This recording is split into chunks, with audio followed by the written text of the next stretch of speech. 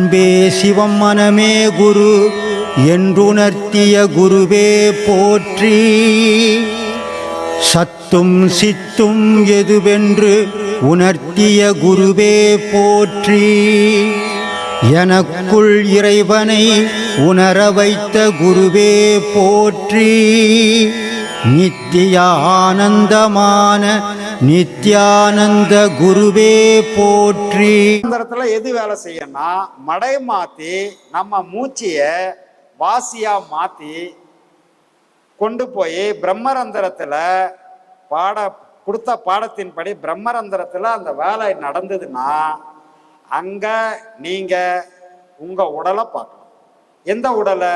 இந்த மண்ணுக்கு போற இந்த பரு உடல் கிடையாது, சூட்சும உடலை நீங்க அங்க பார்க்கலாம். அந்த பாடம் நல்லா பண்ணவங்களுக்கே தெரியும். அவங்க பாடம் பண்ணிக்கிட்டே இருப்பாங்க. அவங்களுக்கு முன்னாடி அவங்க நிற்பாங்க. உட்காந்து பாடம் பண்ணிக்கிட்டே இருப்பாரு. அவங்களுக்கு முன்னாடி இவங்களாம் நல்லா தெரியும்.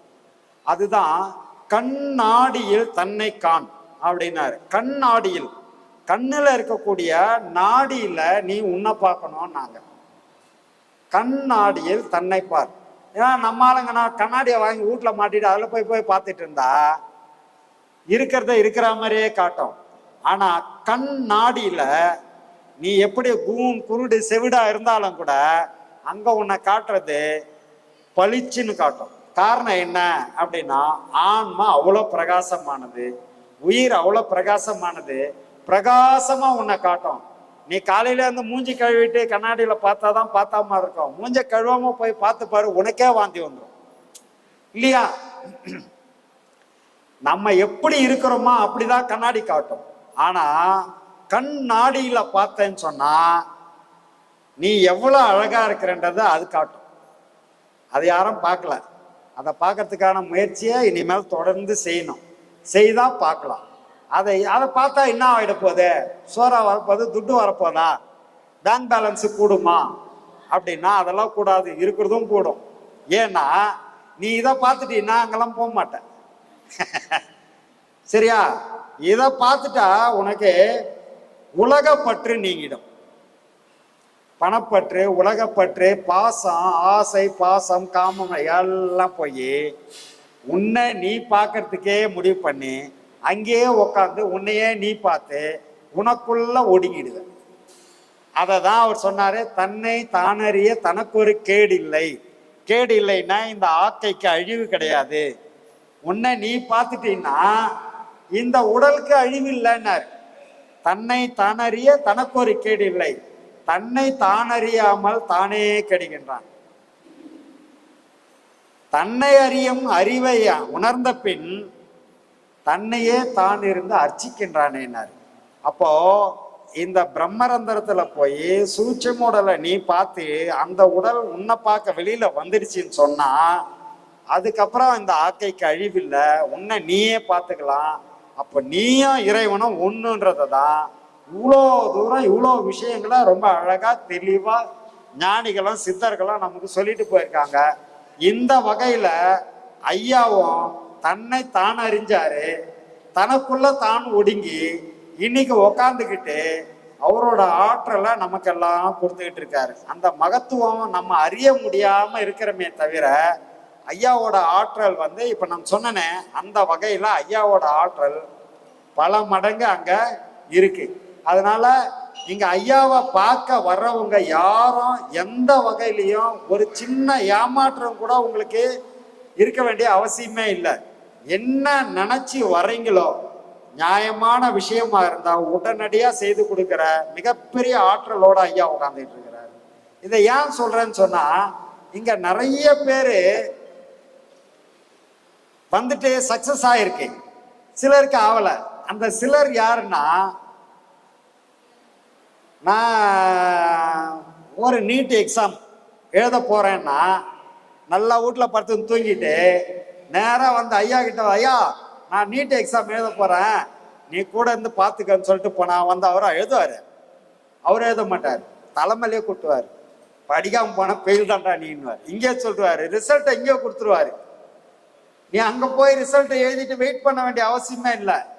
நீ படிக்கல, அந்த விஷயத்துல எஃபெக்ட் போடலைன்னு சொன்னா, ஐயா என்னை பார்த்துக்கா, நான் இங்கே சொல்லுவாரு, தலைமையிலே ஒரு கொட்டு கொட்டி, நீ வீட்டுக்கு போடா, நீ ஃபெயிலு, பரீட்சை எழுதினாலும் ஒன்று எழுதலைனாலும் ஒன்று அப்படின்னு சொல்லிடுவார். ரிசல்ட் இங்கேயே கொடுத்துருவார். அதனால நாம எப்படி பார்க்கணும் ஐயாவுன்னா, அதுக்கேற்ற எஃபெக்டை போட்டா பார்க்கலாம்.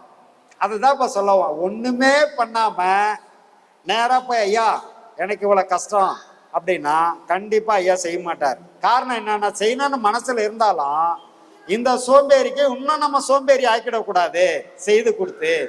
ஏன்னா அவன் இங்கே வந்து படுத்துப்பான். இதே எதையாவது செய்து ஒரு சோம்பேறிக்கு செய்து கொடுத்துட்டோம்னு சொன்னா அவன் போய் மறுபடியும் எதையும் செய்ய மாட்டான். நேரம் இங்க வந்து படுத்து நம்மள வேலை வாங்க ஆரம்பிச்சிருவான். அவனுக்காக நம்ம தான் போய் சுத்தி கிடக்கணும். இது சரியா வராதுன்னு எந்த வேலையும் அவர் செய்ய மாட்டான். அதுக்கான முழு எஃபெக்டை நீ போட்டீங்கன்னா உனக்கு முன்னாடி அவர் போய் அந்த வேலையை செய்வார். இது ஐயாவோட நான் கூட இருந்தே பார்த்ததுனால இது நான் ஆணித்தரமா சொல்றேன். ஏன்னா அவரோட பழக்கம் அதுதான். ஒரு என்ன நீ எஃபெக்ட் போடுறியோ அதுக்கான அனைத்து ஐயா கிட்ட இருந்து செய்து கொடுத்துருவாரு. நல்லா செய்து கொடுப்பாரு. எதையுமே செய்யாம செய்த மாதிரி பாவனை பண்ண கண்டுக்கவே மாட்டாரு. சைலண்டா கைட்டு விட்டுருவாரு. அது மாதிரி உனக்கு எது தேவையோ இதைதான் வந்து திருஞான சம்பந்தர் அழகா சொல்வார். வேண்டத்தக்கது அறிவோய் நீ, வேண்ட முழுதும் தருவோய் நீ. எனக்கு என்ன வேணும்னு ஐயா உனக்கு தெரியும். அது எப்போ கொடுக்கணும்னு உனக்கு தெரியும். எவ்வளவு கொடுக்கணும்னு உனக்கு தெரியும். நீ கொடு சாமின்னு அவர் போய் நிக்கிறாரே தவிர இதை கொடு அதை கொடுன்னு போய் கேட்கல. அதே தான் ஐயாவும் சொல்லுவார். நீ என்னவோ எஃபெக்டை போட்டுடு. படிக்கணுமா படிச்சுடு. பரீட்சை நேரத்துல படிக்கணும், அது உன் கடமை.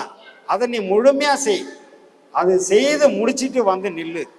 பரீட்சைக்கு போகும்போது ஐயான்னு அப்போ வருவார். நீ மறந்து போயிருந்த சில விஷயங்களை எடுத்து கொடுப்பார். எப்படி இதெல்லாம் சாத்தியமா? நான் கண்டிப்பா சாத்தியம். எப்படி சாத்தியம்னா, கடவுள் நேரடியா வந்து யாருக்கும் உதவி பண்றது இல்லை. எங்கேயாவது வந்து கடவுள் நேரா வந்து ஏம்பா 50 கிலோ வெயிட் தூக்கின்னு பாரு, பாவமா இதுப்பா, உன்னை பார்த்தா ஒரே வேத்து கொட்டுது, ஐயோ இந்தாப்பா டவுல் வச்சு மூஞ்சி தொடச்சி விட்டு இப்படி கொடுப்பா, நான் கொஞ்சம் தூரம் தூக்கின்னு வரேன் அப்படின்னு வந்து கடவுள் தூக்கின்னு வருவாரா? தூக்கின்னு வர மாட்டார். நீ சுமக்க வேண்டியதை நீ தான் சுமக்கணும். கடவுள் எப்பவுமே வந்து நெறி தவறாம இருக்கணும். ஏன்னா நெறிய வகுத்ததே அவர் தான். அதனால நெறி தவறாம இருக்கணும். அப்போ உன் வெயிட்டை நான் தூக்கின்னு போனா உன்ன மாதிரி பல பேர் வெயிட்டு தூக்க முடியாம இருக்கிறான். அவன் வெயிட்டெல்லாம் நான் சுமந்து நிற்பனா? அது சரியா வருமா? சரியா வராது. ஆனா என்ன பண்றது, நீ பெரிய பக்தன், ஊழ்ந்து ஊழ்ந்து கும்பிடுற, இறைவனே உருகிற அளவுக்கு நீ ஊழ்ந்து கும்பிடுற, இருந்தாலும் ரொம்ப கஷ்டப்படுற. அப்போ உன்ன மாதிரி ஆளுக்கு என்ன எதாவது ஒன்று பண்ணி தானே ஆகணும், வேற வழியே இல்லை. அவரு இறைவன் என்னப்பா உருகி வந்து உங்ககிட்ட, என்னப்பா ஐயா ரொம்ப வெயிட்டா இருக்குது ஐயா, உன்னை எவ்வளோ கும்பிடுற ஐயா, நான் உண்மைதான் கும்பிடுற, ஆனா இது தூக்க வேண்டியது உன் தலையெழுத்து, அதை நான் மாற்றி எழுத முடியாது, தலையெழுத்துப்படி நீ அனுபவிச்சுதான் ஆகணும். சரி நீ ரொம்ப உருகி என்னை கூப்பிட்டதால நானும் வந்துட்டேன், உனக்கு ஒரு சின்ன உதவி செய்கிறேன், உனக்கு வழி இல்லாமல் தூக்கின்னு போயிடலாம் அப்படின்னு உன் கழுத்தில் போட்டுக்கிற டவுல் இருந்த அதை அழகாக சும்மாடு மாதிரி சுற்றி அந்த வெயிட்டை தூக்கிட்டு அந்த கீழே வச்சு உன் தலைக்கும் வெயிட்டுக்கும் நடுவில் சும்மாடாக வச்சிருவார். இப்போ அந்த 50 கிலோ தலைமையில் வச்சு, என்னப்பா இப்போ பரவாயில்ல சாமி, போ பெயின் போ. இதை தான் இறைவன் செய்வார். அவர் உனக்காக வெயிட்டு தூக்கின்னு போக மாட்டார். புரியுதா? அது மாதிரி ஐயா வந்து ஒரு சும்மாடு மாதிரி உனக்கு உதவி பண்றதுக்கு தயாரா இருக்காரு. உன்னோட கவலையும் கஷ்டமும் அங்க தீர்ந்துடும். போங்க, நல்லபடியா ஐயாவை வணங்குங்க. எது இருந்தாலும் ஐயா கிட்ட கோரிக்கையா வச்சிருங்க, எல்லாத்தையும் அவர் பார்த்துக்குவாரு. இப்ப ஐயா வந்து இவ்வளவு பாடம் கொடுக்குறாரு, 18 பாடம் கொடுக்குறாரு. இவ்வளவு 18 பாடம் பண்ணியும் ஒரு மனுஷனுக்கு ஒழுக்கம் இல்லைன்னா அது முடிவு அடைய முடியுமா? ஐயா உனக்கு ஒழுக்கம் இல்லை, ஒழுக்கம் இல்லாதவனுக்கு பாடம் கொடுத்துட்டு தான் அவர் அவ்வளோ கஷ்டப்பட்டார். கடைசியா இங்க நிறைய பேருக்கு தெரியும், ஐயா வந்து ஒரு 6 மாசம் ரொம்ப கஷ்டப்பட்டார். காரணம் என்னன்னா, இதை எப்பயோ எங்களுக்கு 10 வருஷம் 5 வருஷம் முன்னாடியே சொல்லிட்டார். நான்லாம் வந்து எனக்கு சாவு நல்லா இருக்குன்னுலாம் சொல்லவே முடியாது, ரொம்ப கஷ்டம்தான், என் கடைசி காலம் வந்து ரொம்ப கஷ்டம், சின்ன பின்னம் ஆயிடுவேன் நான் அப்படின்னாரு.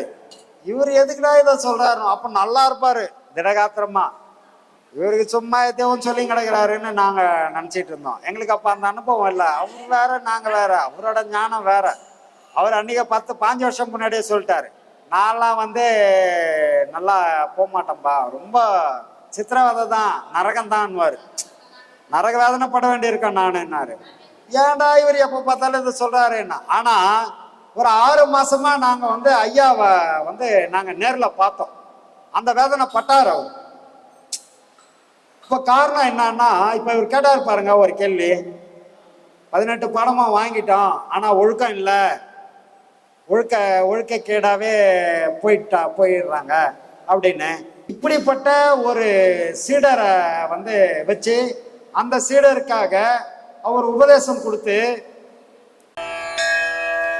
அன்பே சிவம் மனமே குரு என்றுணர்த்திய குருவே போற்றி, சத்தும் சித்தும் எதுவென்று உணர்த்திய குருவே போற்றி, எனக்குள் இறைவனை உணர வைத்த குருவே போற்றி, நித்திய ஆனந்தமான நித்யானந்த குருவே போற்றி, குரு பிரம்மஸ்ரீ நித்யானந்தரே போற்றி போற்றி.